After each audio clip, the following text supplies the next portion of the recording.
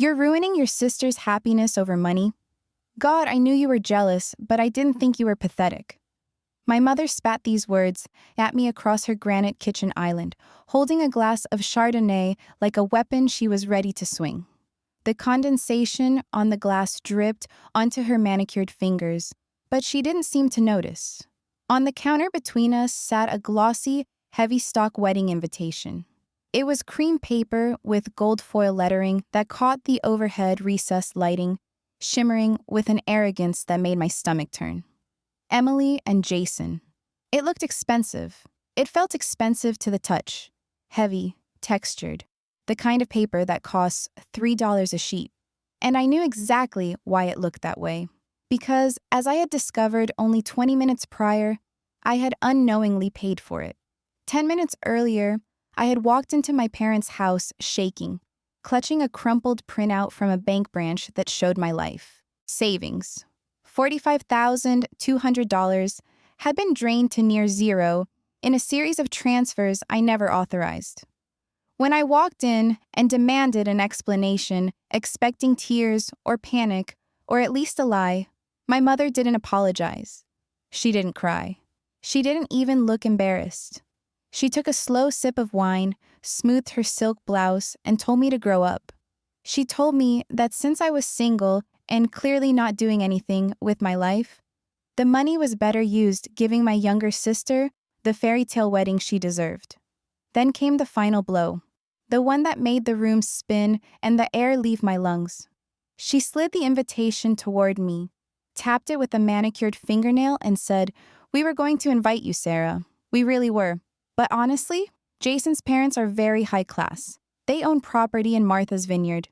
We can't have you sulking around in your cheap department store clothes, making everyone uncomfortable.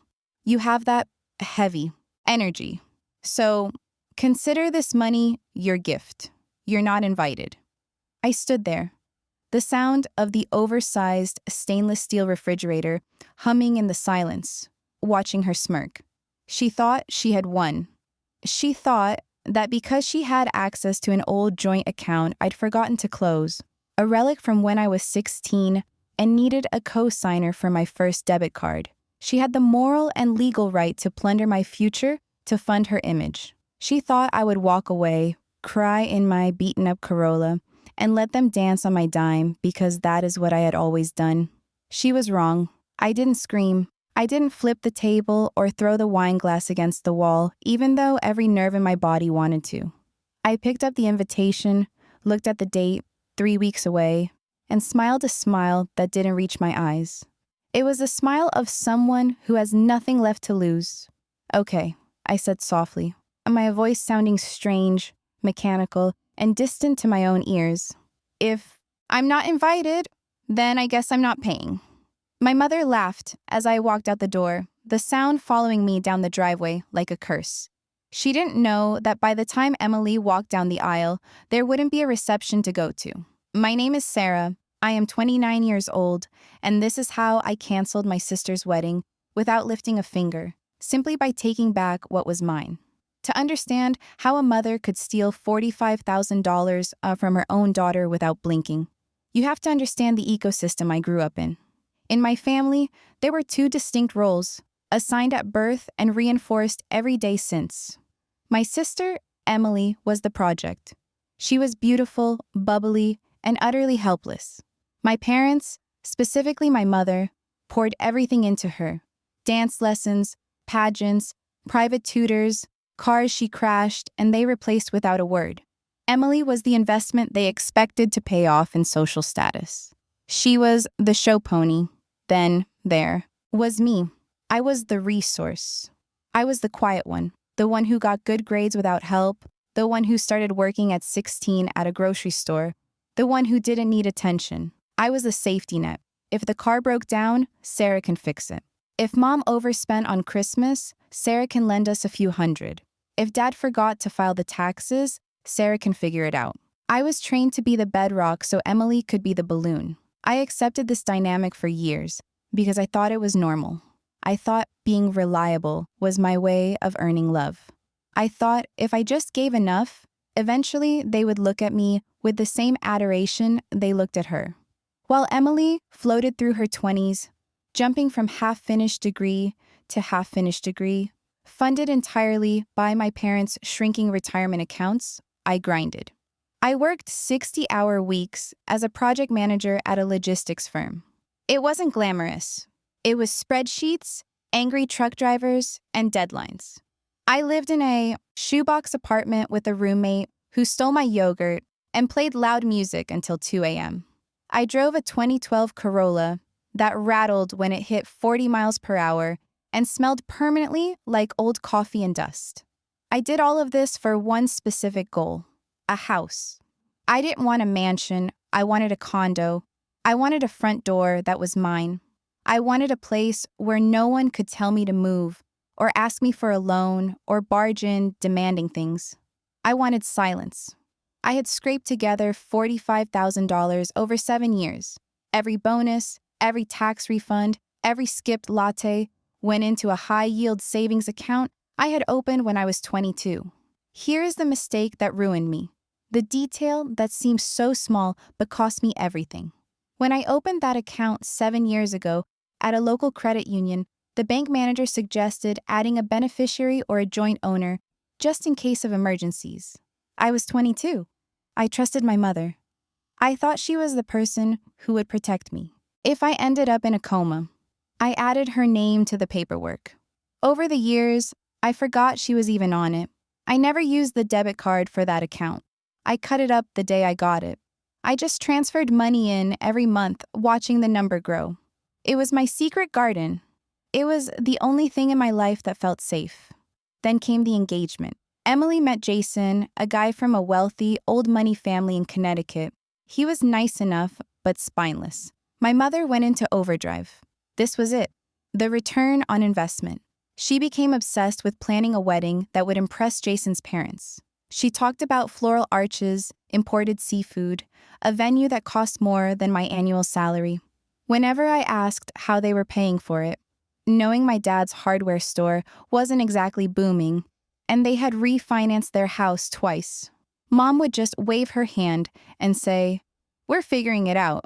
Daddy has some investments maturing." I should have known. Investments maturing was code for we found a new source to drain. But I didn't ask further because I was busy. I had finally found a condo. It was perfect, small, near a park, within my budget. The seller had accepted my offer. I needed to put down the earnest money deposit within 48 hours. The discovery happened on a Tuesday morning. The air in my office was cold, the fluorescent lights humming overhead. I sat at my desk, sipping lukewarm coffee, and logged into my banking app to transfer the earnest money, $5,000, to my checking account. When the screen loaded, I blinked. I thought there was a glitch. I thought the Wi-Fi was bad. The balance, which should have been $45,200, read $184.50. I refreshed the page. I closed the app and reopened it. I logged in on my desktop computer, my hands starting to tremble. $184.50. My stomach dropped so hard I had to grab the edge of my desk to keep from sliding out of my chair. I felt cold, physically cold, spreading from my chest to my fingertips. My vision blurred at the edges. I clicked on the transaction history. It was a bloodbath. June 12th. Withdrawal, $5,000. The Grandview Estate, venue deposit. June 15th. Withdrawal, $3,500. Bella Bridal, dress shop. June 20th. Withdrawal, $8,000. Lux Catering. June 22nd. Withdrawal, $2,000. Mystic Florals. June 28th. Withdrawal, $4,000. Elite Entertainment, DJ Band. The list went on. Transfer after transfer, all dated within the last 2 months, all signed off digitally by joint owner. I didn't call the bank immediately. I couldn't breathe. I sat there, frozen, as the realization washed over me. This wasn't identity theft by a stranger in another country. This was my mother. She hadn't just taken a little to cover a bill. She had taken everything. Every late night at the office, every skipped vacation, every time I said no to dinner with friends so I could save. Every time I taped my shoes instead of buying new ones. She had taken it all and spent it on a party for Emily. I left work. I didn't tell my boss why, I just said, family emergency, and walked out. I drove to the bank branch first. I needed paper. I needed physical proof because my brain was refusing to accept the digital reality. The teller, a young woman named Jessica, looked at me with pity when she handed me the transaction log. She lowered her voice. You know, she said gently, since it's a joint account with rights of survivorship, this is technically legal. She has full access to the funds. We can't reverse these as fraud because, well, she's an owner. I nodded, taking the paper. My hands were shaking so bad the paper rattled. I know, I said, but thank you. Then I drove to my parents' house. I walked in the door with the printout in my hand, and that brings us back to the kitchen. The smell of roasted chicken filled the air. It was nauseatingly domestic. My dad was watching TV in the other room, the sound of a game show drifting in. My mother was arranging flowers in a crystal vase. When I slapped the paper on the counter, she didn't jump. She didn't look surprised. She looked annoyed that I was interrupting her afternoon. That was when she told me I wasn't invited. That was when she told me my money was a gift. That was when she laughed. When I walked out of their house after she uninvited me, the rage I felt wasn't hot. It wasn't the kind of anger that makes you scream or break things. It was absolute zero. It was the death of something, the death of the hope that they would ever love me the way they loved her. It was the realization that I was an appliance to them, something to be used until it broke. I got into my car and just sat there, looking at the house I grew up in. I thought about throwing a rock through the window. I thought about walking back in and screaming until the neighbors called the police. But those were childish reactions, and I was done being the child. I needed to be surgical. I needed to be colder than she was. My first stop was a lawyer. I found one who specialized in family financial disputes and civil litigation. I paid the $300 consultation fee with my credit card, racking up debt I shouldn't have had. He was an older man with a messy desk and sharp eyes. He looked at the bank statements and the account agreement. He took off his glasses and rubbed the bridge of his nose. Technically, he said, leaning back in his chair, because it's a joint account, she has legal access to the funds. It's not theft in the criminal sense. The police won't arrest her. It's a civil dispute. My heart sank. So she just gets away with it? Not necessarily, he corrected. You can sue her for unjust enrichment or conversion. You can argue that the funds were contributed solely by you and that there was no intent to gift them. But lawsuits take time, years maybe, and legal fees. And the biggest problem, if she spends the money, which she clearly is doing, you can't get blood from a stone. Even if you win a judgment for $45,000, if they have no assets, you get a piece of paper and nothing else. I felt the walls closing in. The condo was gone. My savings were gone. However, he added, tapping a pen on his desk, practically speaking, she spent this money on vendors. Those vendors have contracts. Businesses hate liability. They hate being in the middle of a lawsuit. If the source of the funds is disputed, or if the contracts were signed under false pretenses, well, that gets complicated for them. That was the spark I needed. I didn't just want the money back. I wanted to dismantle the mechanism of their joy. I wanted to make the money radioactive. I went home to my apartment. My roommate was out. I spread the bank statements on the kitchen table. I opened my laptop and created a spreadsheet. I had the names of every single vendor. The venue, the Grandview Estate, the caterer, Lux Catering, the florist, Mystic Florals, the DJ, Elite Entertainment, the dress shop, Bella Bridal. I Googled them all. I found their contact information. I found the names of the owners. I found their refund policies. Then I started making calls. I wasn't screaming. I wasn't demanding they cancel. I was simply acting as a concerned party, informing them of a financial irregularity. I drafted a script for myself using the legal terms the lawyer had mentioned: fraudulent conveyance, disputed liability, civil litigation, constructive trust. My first call was to the Grandview Estate. I asked for the accounts department. A woman named Linda answered. Hi, I said, my voice steady, professional, dead calm. My name is Sarah Miller. You've received a deposit of $5,000 on June 12th for the wedding of Emily Miller and Jason Sterling. I'm calling to inform you that those funds were withdrawn fraudulently from my savings account without my consent. I am currently filing a police report and preparing a civil suit regarding these funds. The silence on the other end was deafening. Venues hate drama. They hate legal trouble even more. Ma'am, Linda said, sounding nervous, papers shuffling in the background. The contract is signed by Diane Miller. Yes, I said, and Diane Miller paid you with stolen money. I can send you the affidavit I'm submitting to the court. I just thought you should know that the funds for this event are effectively frozen assets in a legal dispute.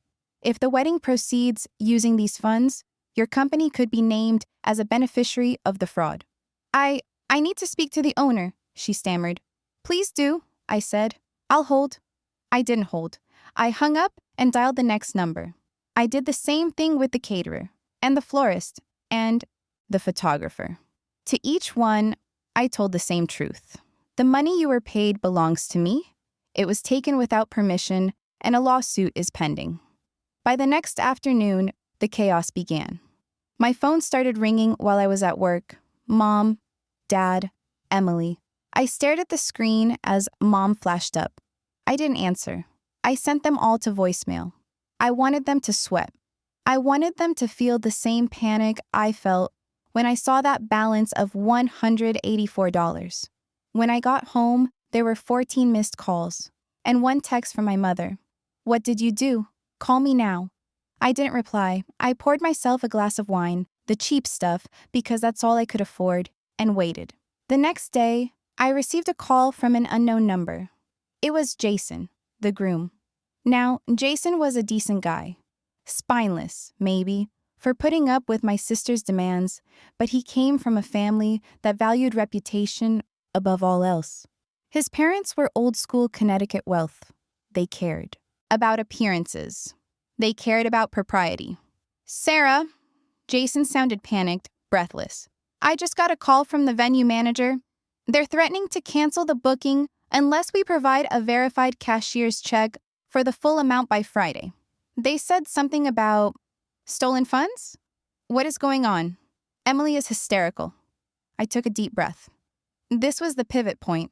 I could lie, or I could drop the nuclear bomb. Jason, I said, my mother stole $45,000 from my life savings to pay for this wedding. She emptied my account. When I confronted her, she uninvited me. The vendors are calling because I told them the truth. The money they were paid with is subject to a lawsuit. There was a long silence. She stole it? Ask her, I said. Ask her to show you her bank account. Ask her where the money came from. Ask her why she didn't want me at the wedding. And Jason, if I don't get my money back by Friday, I'm not just calling the venue. I'm calling your parents. I think they deserve to know that their future in-laws are funding this wedding through grand larceny. Sarah, please, his voice cracked. My parents, they would call off the wedding. They can't be near something like this. It would kill my mother. They already think your family is unstable. Then you better fix it, I said. $45,000, wire transfer. By Friday at 5 p.m. Or I start dialing your mother's number. I hung up. My hands were shaking, but I felt powerful. For the first time in my life, I wasn't the safety net. I was the one cutting the rope. The next 48 hours were a blur of harassment. My mother showed up at my apartment building. I watched on the security camera feed as she screamed at the doorman to let her in. She looked unhinged. Her perfect hair was messy, her eyes wild. She was shouting about how I was a jealous, vindictive witch who was trying to ruin her family. She's lying. I heard her scream through the intercom audio. She gave me that money. She's mentally ill. I called the police and had her escorted off the property. I saved the footage. My dad called me later that night. He was crying. This was the hardest part. My dad was an enabler, but he wasn't malicious. He was just weak. Sarah, honey, He wept into the phone. Please. You're destroying your sister's life. She's been crying for 2 days. She hasn't eaten. She's innocent in this. She's not innocent, Dad, I said, my voice hard. She knows Mom can't afford a $100,000 wedding. She didn't care where the money came from as long as she got her Princess Day. And you? You let Mom do it. You knew she was figuring it out. You looked the other way because it was easier than standing up to her. We can pay you back, he begged. Over time. We'll set up a payment plan. I can pay you $500 a month. Just stop the vendors. Call Jason. Tell him it was a misunderstanding. A payment plan? I laughed, a harsh sound in my empty apartment. Dad, $500 a month would take 7 years to pay back. I'm trying to buy a home now. And frankly, I don't trust you. You're broke. That's why you stole from me. The only payment plan I accept is a wire transfer. Friday, 5 p.m. We don't have it, Sarah, he whispered. Then find it, I said, or cancel the wedding. Friday morning arrived. The deadline was looming. I went to work, but I couldn't focus. I kept refreshing my bank app every 10 minutes. Nothing. At 3 p.m., my phone rang. It was Emily. I hadn't spoken to her yet. I braced myself. I hate you, she said. No hello, just pure distilled venom.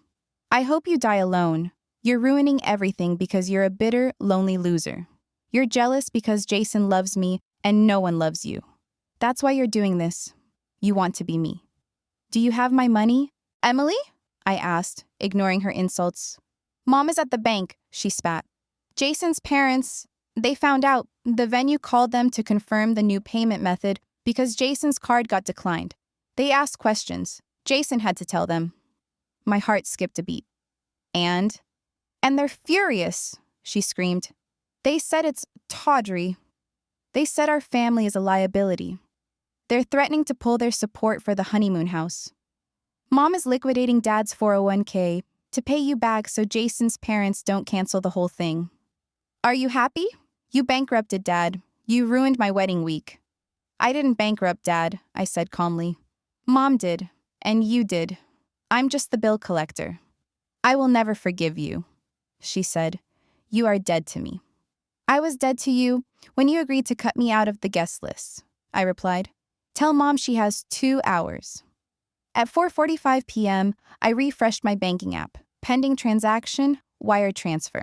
45,000 bars. I stared at the screen. I didn't cheer. I didn't jump up and down. I burst into tears. Not happy tears, just relief. Exhausting, shaking relief. It was over. I had my life back. But the story didn't end there. You see, when you pull a thread that hard, the whole sweater unravels. Mom had indeed liquidated my dad's retirement account to pay me back. She had to pay the early withdrawal penalties and taxes, meaning it cost them significantly more than $45,000 to make me whole. They were financially gutted. Jason's parents, the high-class people my mother was so desperate to impress, were horrified by the drama. They didn't cancel the wedding, but they drastically pulled back. They canceled the rehearsal dinner they were hosting. They refused to pay for the open bar. They insisted on a prenuptial agreement for Jason that was so strict it was basically an insult. The wedding happened. I wasn't there, obviously, but I heard about it. Oh, did I hear about it? It was a disaster. Because my mom had to rush to pay me, she bounced checks to other vendors. The florist didn't show up. The flowers were supermarket bouquets my aunts hurriedly arranged an hour before the ceremony. The Lux catering was replaced last minute by a local buffet place because the original caterer refused to work with them after the fraud accusation. And the mood? It was a funeral. Half the guests knew something crazy had gone down. Jason's parents spent the entire reception sitting at their table with tight lips, judging everything. Emily spent the night crying in the bathroom. My mother got drunk and gave a speech about ungrateful children that was so uncomfortable the DJ cut her mic. 3 months later, I closed on my condo. It has big windows and a balcony overlooking the park. I painted the walls a soft sage green.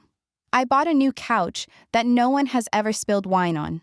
I haven't spoken to my parents or my sister since the wire transfer hit. I blocked them on everything. Occasionally, I get updates from a cousin who thinks what I did was necessary. She told me my parents are selling their house. They can't afford the mortgage and the debt they racked up trying to fix the wedding mess. They're downsizing to a rental. Emily and Jason are still married, but it's miserable. Jason holds the financial scandal over her head constantly. His parents treat her like a criminal. She's isolated and unhappy. Sometimes, late at night, I sit on my balcony and look at the city lights. I think about that kitchen island. I think about the invitations sitting on the counter. I think about my mother's smirk when she said, "You're not invited." She was right about one thing. I wasn't invited to their life anymore. And thank God for that. I looked at my bank account yesterday. I'm starting to save again. This time, my account is in my name only, and the only thing I'm investing in is my own peace. People ask me if I regret it. If I regret ruining my sister's big day over money. I tell them it wasn't about the money. It was about the disrespect. It was about the audacity of thinking I was so worthless that I could be robbed and discarded in the same breath. I didn't ruin her wedding. I just refused to pay for the ticket to my own execution. And honestly, the condo is much nicer than a night of dry chicken and lukewarm champagne would have been.